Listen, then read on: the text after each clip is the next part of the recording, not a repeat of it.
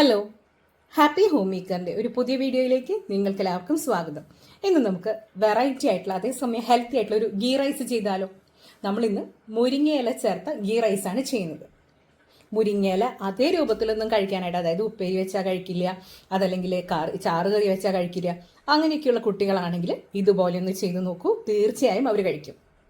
അപ്പോൾ എങ്ങനെയാണ് ഇത് തയ്യാറാക്കിയതെന്ന് നമുക്ക് വീഡിയോ ഒന്ന് കണ്ടു നോക്കിയാലോ. ഇനി നമുക്ക് മുരിങ്ങയില ചേർത്ത നല്ല അടിപൊളിയായിട്ടുള്ളൊരു ഗീ റൈസ് തയ്യാറാക്കാം. അതിന് വേണ്ടിയിട്ട് ഞാനിവിടെ കുറച്ച് മുരിങ്ങയില എടുത്തിട്ടുണ്ട്. ഒരു 4 തണ്ടോളം മുരിങ്ങയില എടുത്തിട്ടുണ്ട്. അതിൻ്റെ ഒരുവിധം നാരുകളും കാര്യങ്ങളൊക്കെ കളഞ്ഞിട്ട് ക്ലീൻ ചെയ്ത് വെച്ചേക്കുന്നതാണ്. ഇത് നല്ലതുപോലെ ഒന്ന് കഴുകി നമുക്ക് മാറ്റി വയ്ക്കാം. ഇനി ഇതിലേക്ക് ഞാനിവിടെ ഒരു 10 വളരെ ചെറിയ സവോളയാണ്, അതുകൊണ്ടാണ് 10 എണ്ണം എടുത്തേക്കുന്നത്. വലുതാണെങ്കിൽ അല്ലെങ്കിൽ മീഡിയം ഒക്കെ ആണെങ്കിൽ ഒരു 2 എണ്ണമൊക്കെ എടുത്താലും മതിയാവും. ഇനി ഇതിലേക്ക് എരിവിന് വേണ്ടിയിട്ട് 2 പച്ചമുളക് എടുത്തിട്ടുണ്ട്. ഇത് നമുക്ക് നല്ലതുപോലെ ഒന്ന് ചോപ്പ് ചെയ്തിട്ട് വെക്കണം, അല്ലെങ്കിൽ പൊടിയായിട്ട് അരിഞ്ഞെടുത്താലും മതി. നമ്മൾ സവോളയും അതുപോലെ പച്ചമുളകും നല്ലതുപോലെ ചോപ്പ് ചെയ്ത് വെച്ചിട്ടുണ്ട്. ഇനി ഇതിലേക്ക് ഒരു വലിയ ടീസ്പൂൺ അളവിൽ ജിഞ്ചർ ഗാർലിക് പേസ്റ്റാണ് എടുത്തേക്കുന്നത്. നിങ്ങൾക്ക് ഇതിന് പകരം തരിപ്പായിട്ട്, അതായത് കുനുകുന അരിഞ്ഞെടുത്താലും മതി. വെളുത്തുള്ളി എടുക്കുന്നതിൻ്റെ പകുതി അളവ് മാത്രം ഇഞ്ചി എടുത്താൽ മതി കേട്ടോ. അപ്പോൾ ഇത് സെറ്റായിട്ടുണ്ട്. ഇനി ഇതിലേക്ക് നമ്മൾ 1 ടീസ്പൂൺ അളവിൽ ഗരം മസാല പൗഡറാണ് എടുത്തേക്കുന്നത്. നിങ്ങൾക്ക് വേണമെങ്കിൽ ഓൾ സ്പൈസസ് ചേർത്ത് കൊടുക്കാം. പക്ഷേ ഇതിൽ നമ്മൾ ഓൾറെഡി മുരിങ്ങയുടെ ഇല ഒന്ന് മിക്സിയിലൊന്ന് വിപ്പ് ചെയ്തിട്ട് ഒന്ന് കറക്കിയെടുത്ത് ചേർക്കുന്നത് കൊണ്ട് തന്നെ ഓൾ സ്പൈസസും ഒക്കെ കൂടെ വരുമ്പോൾ കുട്ടികളത് അതും ഇതൊക്കെ പറക്കിയെടുത്ത് അവർക്കതൊരു ഇഷ്ടമില്ലായ്മ തോന്നാം നമ്മുടെ ഈ ഒരു ഫുഡിനോട്. അപ്പോൾ അത് ഒഴിവാക്കാൻ വേണ്ടിയിട്ടാണ് മാക്സിമം നമ്മൾ ജിഞ്ചർ ഗാർലിക് പേസ്റ്റ് എടുത്തു, സവോളയൊക്കെ കുനുകുന അരിഞ്ഞെടുത്തു, അതുപോലെ സ്പൈസസ് അതായത് ഗരം മസാല യൂസ് ചെയ്യുന്നത്.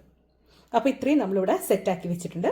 ഇനി നമുക്ക് നമ്മൾ എടുത്തു വെച്ചിരിക്കുന്ന മുരിങ്ങയിലുണ്ടല്ലോ, അതൊന്ന് ക്രഷ് ചെയ്തിട്ട് കൊണ്ടുവരാം. മുരിങ്ങയുടെ ഇല എന്താ നമ്മളൊന്ന് ക്രഷ് ചെയ്തിട്ട് എടുത്തിട്ടുണ്ട്. മുഴുവനായിട്ട് കിടക്കുമ്പോൾ അതൊരു ബുദ്ധിമുട്ട് തോന്നണ്ടെന്ന് വിചാരിച്ചിട്ടാണ് ഇങ്ങനെ നമ്മൾ ക്രഷ് ചെയ്തിട്ട് എടുത്തേക്കുന്നത്. ഞാനിവിടെ റൈസിന് വേണ്ടിയിട്ട് ജീരകശാല അരിയാണ് എടുത്തേക്കുന്നത്. അതല്ലെങ്കിൽ നിങ്ങൾക്ക് കൈമ റൈസ് എടുക്കാം. വലിയ അരിയേക്കാളും ചെറിയ അരി യൂസ് ചെയ്യുന്നതാണ് ഏറ്റവും നല്ലത്. അതുപോലെ തന്നെ ഞാനിവിടെ ഈ ഒരു കപ്പിന് 2 കപ്പ് അരിയാണ് എടുത്തേക്കുന്നത്. ഈ ഒരു കപ്പിന് 2 കപ്പ്, 1 കപ്പിന് 2 കപ്പ് അളവിൽ വെള്ളമാണ് നമുക്ക് ഈ അരി വേവിക്കാനായിട്ട് വേണ്ടത്. 1 കപ്പിന് 2 കപ്പ് വെള്ളമാണ് എടുക്കുന്നത്. കുറച്ചൊന്ന് വെന്ത പരുവത്തിൽ തന്നെ നമുക്കിത് കിട്ടണം, അപ്പോഴാണ് കറക്റ്റ് ടേസ്റ്റ് ഉണ്ടാവുക. അപ്പോൾ ഇതൊക്കെ നമുക്ക് സെറ്റാക്കി വെച്ചു. ഇനി നമുക്ക് കുക്കിംഗ് തുടങ്ങാം. ഞാനിവിടെ കുക്കറിലാണ് ചെയ്യുന്നത്. അപ്പോൾ കുക്കർ വെച്ച് കൊടുത്തു. ഇനി ഇതിലേക്ക് നെയ്യ് ഇട്ട് കൊടുക്കാം. 3 ടീസ്പൂൺ അളവിൽ നെയ്യ് ചേർത്ത് കൊടുക്കുന്നുണ്ട്. ചെറിയ ടീസ്പൂൺ അളവിലാണ് കേട്ടോ.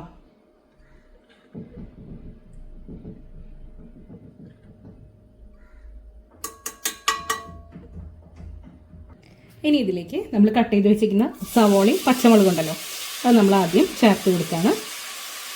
ഇത് നല്ലതുപോലെ ഒന്ന് വഴറ്റിയെടുക്കണം. മുരിഞ്ഞ് വരേണ്ട ആവശ്യമൊന്നുമില്ല, വഴന്നാൽ മാത്രം മതി.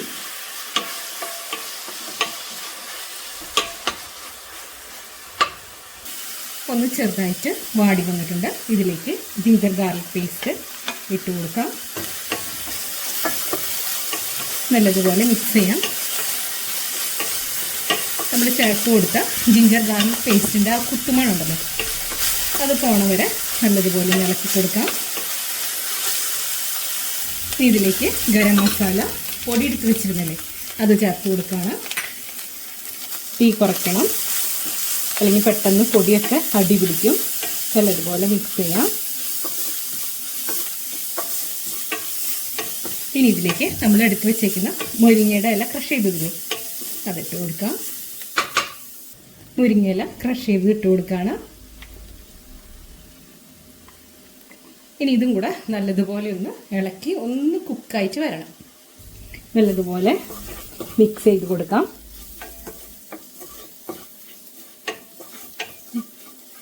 ഈ സമയത്ത് ഇതിലേക്ക് ഉപ്പ് ചേർത്ത് കൊടുക്കാം. ഇതിലേക്ക് ഉപ്പ് ചേർത്ത് കൊടുത്തു. നമ്മുടെ റൈസിനും കൂടി കണക്കാക്കിയിട്ടുള്ള ഉപ്പ് ചേർത്ത് കൊടുക്കണം. നല്ലതുപോലെ മിക്സ് ചെയ്യാം. നമ്മുടെ മുരിങ്ങയില ഉണ്ടല്ലോ, അത് ഇതിൽ കിടന്ന് നല്ലതുപോലെ ഒന്ന് കുക്കായിട്ടാണ് നമ്മളിനി ബാക്കി റൈസൊക്കെ ചേർത്ത് കൊടുക്കുന്നത്. അതുകൊണ്ട് തന്നെ മുരിങ്ങയിലയുടെ കനപ്പ് ടേസ്റ്റ് ഒന്നും തന്നെ ഉണ്ടാവില്ല.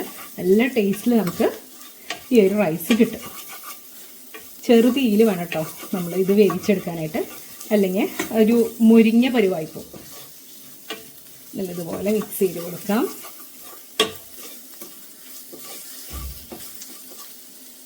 ഇനി ഇതിലേക്ക് നമ്മൾ എടുത്തു വെച്ചേക്കുന്ന റൈസ് ഇട്ട് കൊടുക്കാം. മിക്സ് ചെയ്ത് കൊടുക്കാം. നല്ലതുപോലെ നമുക്കിതൊന്ന് മിക്സ് ചെയ്തെടുക്കാം.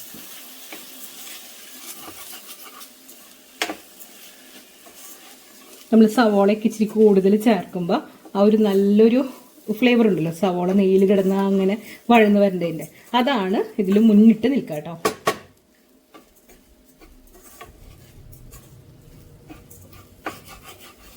നമ്മൾ നല്ലതുപോലെ മിക്സ് ചെയ്തു.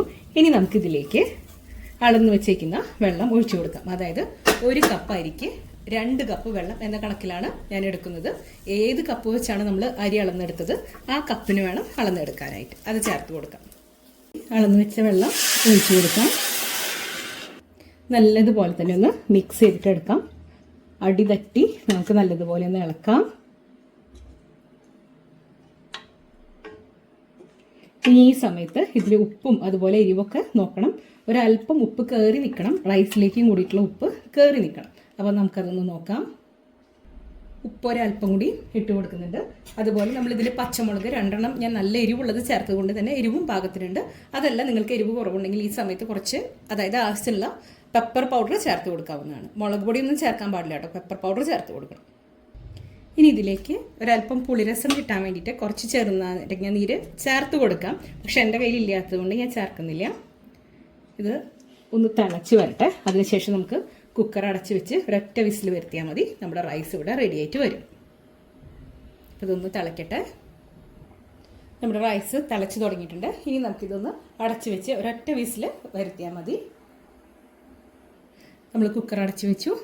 ഇനി ഒരു വിസിൽ വന്നതിന് ശേഷം ആ ഒരു വിസിലിൻ്റെ പ്രഷറൊക്കെ പോയി നമ്മൾ സമാധാനം പോലെ എടുത്ത് വരുമ്പോഴേക്കും നമ്മുടെ ഈ റൈസ് കറക്റ്റ് കുക്കായിട്ട് വന്നിട്ടുണ്ടാവും. അപ്പോൾ നമുക്ക് വെയിറ്റ് ചെയ്യാം.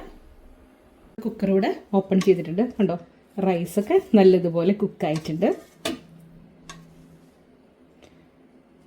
ഈ ഒരു 5 മിനിറ്റ് ഇരിക്കുമ്പോഴേക്കും ഇത് നല്ല പരുവത്തിനായിട്ടുണ്ടാവും. ഇപ്പോൾ ഒന്ന് കുഴഞ്ഞ പോലെയൊക്കെ തോന്നും, പക്ഷെ ഒട്ടും പേടിക്കേണ്ട. നമുക്ക് നല്ല വേറിട്ട് ഉതിർന്ന് കിടക്കുന്ന റൈസായിട്ട് തന്നെ ഇത് കിട്ടും.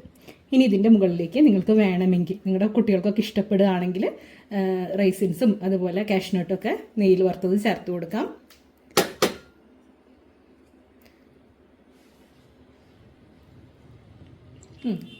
ഉപ്പും അതുപോലെ എരിവൊക്കെ കറക്റ്റായിട്ടുണ്ട്. നമ്മൾ മുരിങ്ങ ഇല കഴിക്കുമ്പോൾ ആ രുചിയൊന്നുമില്ല. അതിന് നമ്മൾ ആ മസാല ഉണ്ടല്ലോ, ആ മസാല ചെയ്യുമ്പോൾ, അതായത് മുരിങ്ങയിലേക്ക് നല്ലതുപോലെ തന്നെ വേവിച്ചെടുക്കണം. അതാണ് ഇതിൻ്റെ ഒരു ശ്രദ്ധിക്കാനുള്ള കാര്യം. അങ്ങനെ നമ്മുടെ അടിപൊളിയായിട്ടുള്ള മുരിങ്ങയില ചേർത്ത ഗീ റൈസ് ഇവിടെ റെഡി ആയിട്ടുണ്ട്. നമ്മുടെ മുരിങ്ങയില ചേർത്ത വളരെ ടേസ്റ്റി ആയിട്ടുള്ള ഗീ റൈസ് ഇവിടെ റെഡി ആയിട്ടുണ്ട്. ഞാൻ ഇതിൻ്റെ മുകളിലേക്ക് കുറച്ച് കിസ്മിസും അതുപോലെ നട്ട്സും ഇട്ട് കൊടുക്കുന്നുണ്ട്. ഇതൊക്കെ ഓരോരുത്തരുടെ ഇഷ്ടത്തിനനുസരിച്ചാണ്. നമ്മുടെ മക്കൾക്ക് ഇഷ്ടപ്പെടുന്ന എന്താണെങ്കിൽ ചേർത്ത് കൊടുക്കാം. ഇനി ഇതിൻ്റെ കൂടെ ഒനിയൻ വറുത്ത, അതായത് പിസ്ത താല്പര്യമുള്ളവരാണെങ്കിൽ അതും ചേർത്ത് കൊടുക്കുന്നതിന് കുഴപ്പമൊന്നുമില്ല കേട്ടോ. അപ്പോൾ ഇനി നിങ്ങൾക്ക് മുരിങ്ങയിലൊക്കെ കിട്ടുമ്പോൾ ഇതുപോലെ ചെയ്ത് നോക്കൂ. മുരിങ്ങയില ചെറുതായിട്ട് ആ മസാലയുടെ കൂടെ വേവിക്കുമ്പോൾ ഒട്ടും ഒരു കനപ്പ് ടേസ്റ്റോ അതല്ലെങ്കിൽ രുചി വ്യത്യാസം ഒന്നും തോന്നില്ല. കുട്ടികളൊക്കെ നന്നായിട്ട് വയറ് നിറച്ച് കഴിച്ചോളും. അപ്പോൾ ഇന്നത്തെ ഈ റെസിപ്പി നിങ്ങൾക്ക് എല്ലാവർക്കും ഇഷ്ടപ്പെട്ടെന്ന് ഞാൻ കരുതുന്നു. ഇഷ്ടപ്പെട്ടെങ്കിൽ ലൈക്ക് ചെയ്യാനും ഷെയർ ചെയ്യാനും സബ്സ്ക്രൈബ് ചെയ്യാനും മറന്നു പോകരുത്. അടുത്തൊരു അടിപൊളി റെസിപ്പിയുമായി വീണ്ടും കാണാം. അതുവരേക്കും താങ്ക്